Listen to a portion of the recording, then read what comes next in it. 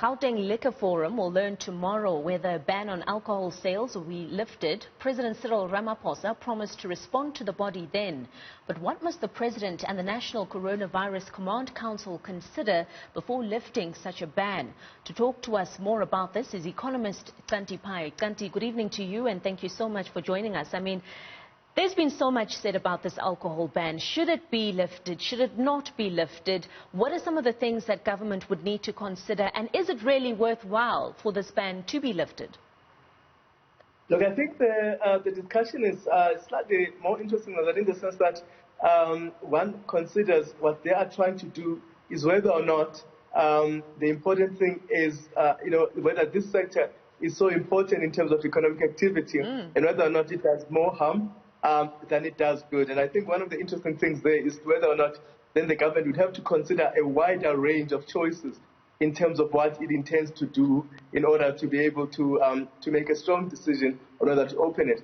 I would think that, given all the downsides that have been mentioned around the liquor sector, both in terms of trying to limit the effects in terms of extending coronavirus and whether or not actually we want economic activity.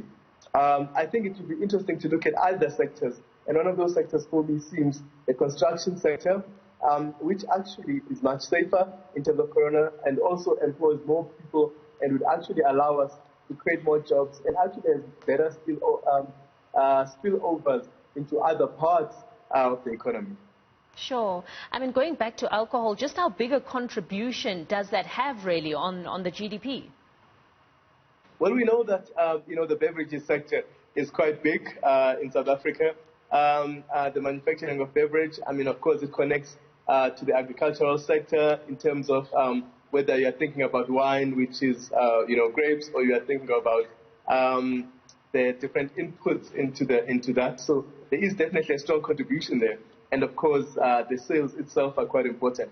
But as I say, we have read a number of people talking about the negative effects that would have in terms of actually trying to contain the virus. Remember, we're trying to do not just one thing, but two things.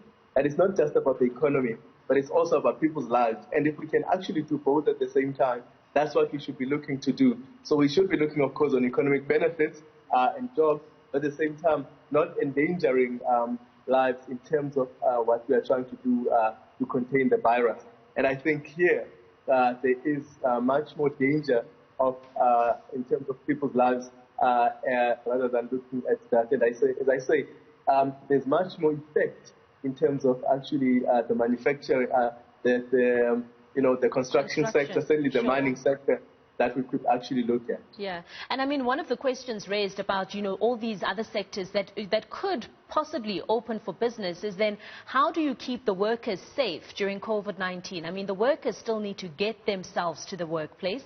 Is there enough protective equipment for them as they carry out, their daily duties? Those are just some of the concerns that have been raised.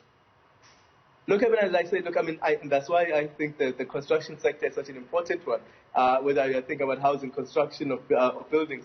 Remember, people on the construction site would tend to work apart from each other, which is that social distancing. They tend to also wear masks for dust, and those masks have been shown to actually be effective against, in terms of preventing the virus. And you can actually, many people can actually live on those sites. So you could actually provide accommodation on those sites. So you would test people, bring them in on site, and you could keep them for the duration of the construction, or even the duration of the lockdown, while they actually eat from there and actually have good living conditions on the site to be able to actually have them actually working and be able to send money back home for people at home to continue to work. And of course, it also involves the informal sector, and that you could also bring in terms of actually protecting people in the informal sector who are actually participants in construction. So, and I think this is important because also, as I said, it has other spillovers into the mining sector, in manufacturing, and automated manufacturing. So one wants to look at a sector that is safe, and as I say, we see a lot of safety there. Naturally, this is a safety that you find regardless of whether or not we have COVID-19. So we don't have to add anything extra on top of that. but we can actually produce the results we need in terms of stimulating the economy.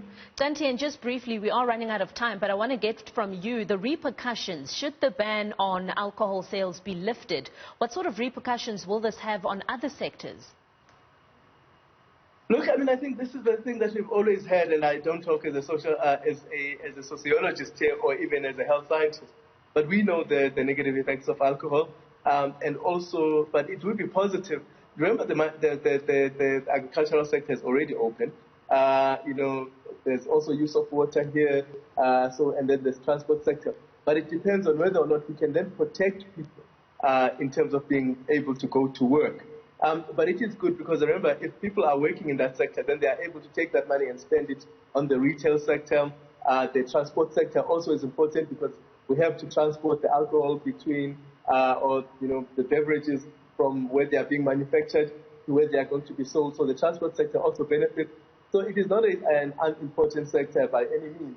But one says, again, we always have to evaluate where our best outcomes are.